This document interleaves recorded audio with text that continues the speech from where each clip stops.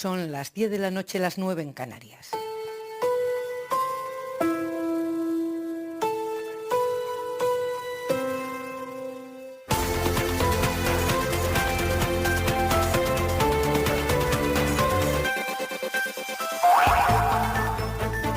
Ningún fallecido por COVID notificado de ayer a hoy en España. Ninguno. Llevamos tantos días de mareo con las cifras que la buenísima noticia, hoy sí, sin matices, buena noticia, puede pasar como una más. Ni un fallecido notificado. Habrá que esperar unos días para ver si esa cifra de hoy se consolida, pero de momento es la que tenemos. El esfuerzo de todos merece la pena y hoy hay que acordarse especialmente de los sanitarios que siguen trabajando cuerpo a cuerpo con el virus y que siguen, muchos de ellos, en condiciones laborales precarias e inestables. Es sin duda la buena noticia del día en España. En Estados Unidos comienza esta hora otra tarde-noche de protestas contra el racismo que pone en peligro la vida de los ciudadanos negros. Y ya veremos si además acaban en disturbios. Van 6 días, hoy es la 7ª, de movilizaciones por todo el país por la muerte de George Floyd bajo la rodilla de un policía que no le dejó respirar hasta acabar con su vida. La tensión de anoche llegó a las puertas de la Casa Blanca con Trump refugiado en el búnker y sin que hasta el momento se haya dirigido a la nación con un discurso mínimamente conciliador y de unidad. Todo lo contrario, cada vez que ha abierto la boca ha sido para polarizar más a un país dolorido por el vídeo insoportable en el que se ve morir a Floyd y por lo que significa.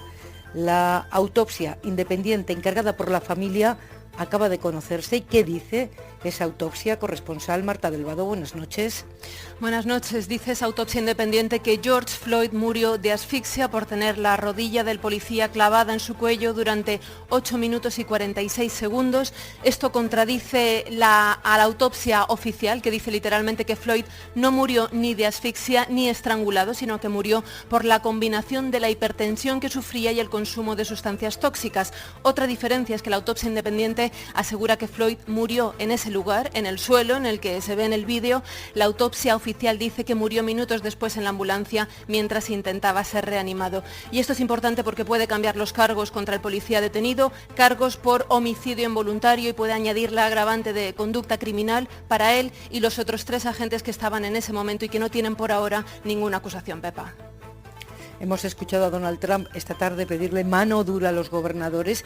¿Cómo se presenta, Marta, esta 7ª jornada de protesta?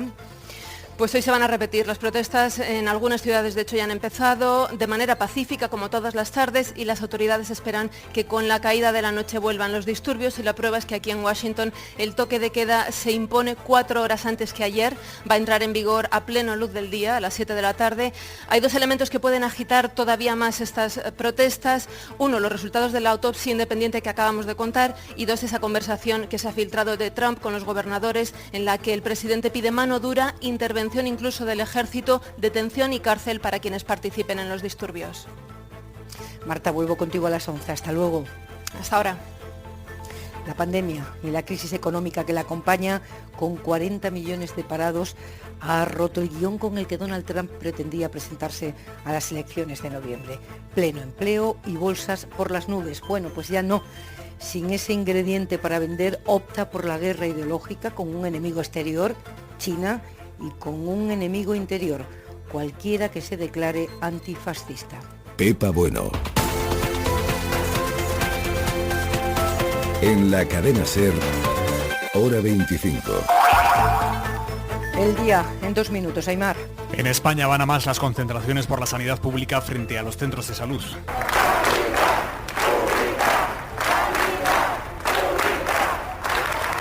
Estos son los gritos y aplausos esta tarde-noche ante un centro de salud de Madrid, y la desescalada se acelera. Teóricamente el 21 de junio, con N, ya todos los españoles podrán moverse entre provincias, pero es que hoy además el gobierno ha abierto la puerta a que ya el 8 de junio, o sea, el lunes que viene, cuando buena parte de los territorios hayan entrado ya en fase 3, los ciudadanos de esas provincias ya puedan empezar a moverse siempre dentro de los territorios que estén en fase 3. De momento, la Comunidad de Madrid y Barcelona y su área metropolitana aspiran a pasar a fase 2 el lunes 8, se lo han pedido a Sanidad esta tarde. Esa aceleración de la desescalada de la que les hablamos se dará mientras la responsabilidad colectiva evite rebrotes, y hace falta trabajo por lo que hemos visto este fin de semana en Tomelloso, Ciudad Real. A mí lo que me duele de todo esto es que por esa actitud irresponsable de unos pocos esté el buen nombre de la ciudad de Tomelloso es la y de los alcaldesa de Tomelloso anunciando en contundencia policial para que no se repita el esperpento de un botellón masivo de más de 500 personas todas juntas este fin de semana ignorando las restricciones de la desescalada. La SER ha comprobado la estupefacción que existe en la Comisión Europea después de que un altísimo funcionario del Ejecutivo Europeo, director general adjunto de competencia, es un español, se llama Cecilio Madero, haya escrito una carta pública, una carta abierta en ABC contra Pedro Sánchez, acusándole de sumir al país en una catástrofe absoluta. Incluso le atribuye al presidente del gobierno algún tipo de enajenación mental. Él dice que lo hace desde su libertad de expresión, pero estamos hablando de un muy alto funcionario comunitario supeditado a un reglamento en el que se le impide decir o hacer nada que pueda dañar la imagen de las instituciones. Y escribe en esa carta abierta, escribe frases como: a veces pienso, observándole, que debe sufrir usted algún tipo de enajenación mental, lo que explicaría en parte su actuación y la catástrofe absoluta en la que está sumiendo al país. En caso contrario, su paso por la Moncloa lo coloca en la órbita del derecho penal. Bueno, hoy les estamos contando cómo el Ministerio de Salud de Consumo va a llevar a los tribunales a 17 compañías aéreas por no haber informado a los clientes de que en caso de que se les cancelaran los vuelos por la crisis del COVID, tenían derecho a exigir el dinero de vuelta, el dinero, sin tener que quedarse con bonos de compensación que quizá no los vayan a utilizar para nada. Si quieren consultar la lista de aerolíneas contra las que va a actuar Consumo por ese trampeo con la devolución del dinero, la tienen en cadenaser.com.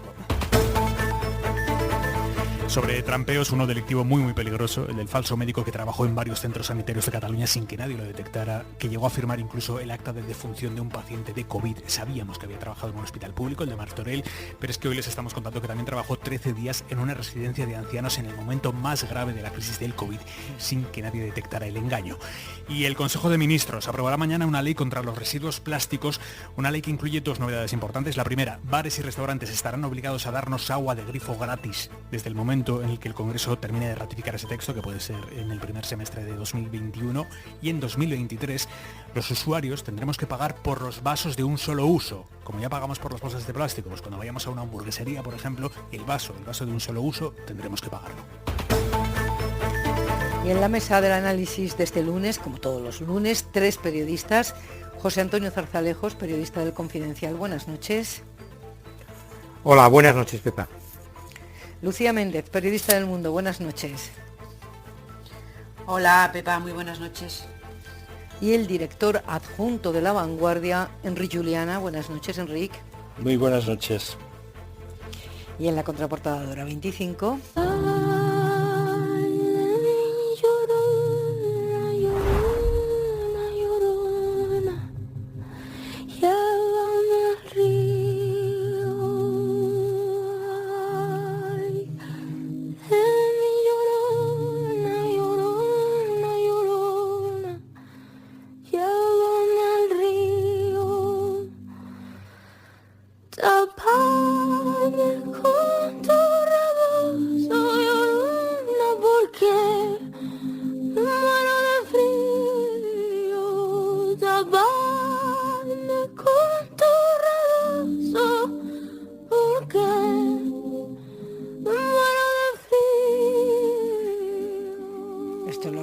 para las grandes ocasiones, recibir a alguien con lo último de Rosalía, que versiona maravillosamente en general, y esta Llorona también. Manuel Javois, buenas noches. Buenas noches, Pepa, ¿cómo estáis? Recibimiento a lo grande, ¿eh? La estoy escuchando, fíjate, no esa versión que acaba de salir, pero es la canción, no sé si de cabecera, pero está muy presente en los primeros capítulos de Penny Dreadful, la serie de nuestro Paco Cabezas, el director español, y que se acaba de estrenar hace poco, y están con La Llorona también en los primeros capítulos. Me ha llamado mucho la atención, sí. Pues déjame hacer el chiste fácil, anda, porque es para llorar la facilidad con la que se construye un escándalo en tiempos de pandemia y polarización. Los escándalos, que ya no son tampoco lo que eran. Bueno, hoy hemos conocido esas imágenes de Irene Montero grabada antes de una entrevista en la televisión autónoma vasca. Unas imágenes que demuestran el prestigio informativo que siempre han tenido las imágenes robadas, sean cuales sean. sobre todo si se acompañan de la frase esto no te lo voy a decir. Prestigio informativo no entre los informadores, que sabemos que eso no se puede utilizar, sino entre la audiencia. Montero ha dicho una perogrullada que demuestra que aquellos días estaba en la parra, que es algo que ya sabíamos. Montero llega a decir eso en la entrevista y probablemente no se enterase nadie. Pero para decirlo, tendría que reconocer que no vio venir la pandemia ni con ella encima, como ocurrió aquellos días. Lo cual es un desastre, pero espérate, ante cualquier posible denuncia, que esa grabación no le acabe beneficiando para demostrar que ella realmente no se estaba enterando de dónde venía el viento. Vivimos una época en la que no tiene más valor lo que se presenta, sino cómo se presenta. Las obviedades, si son grabadas y filtradas sin permiso, pueden convertirse en escándalos. Y los escándalos, si se dicen en rueda de prensa, como reconocer hace unas semanas que no se recomendaban mascarillas porque no había para todos, pueden pasar por obviedades. Son tiempos bastante raros también informativamente.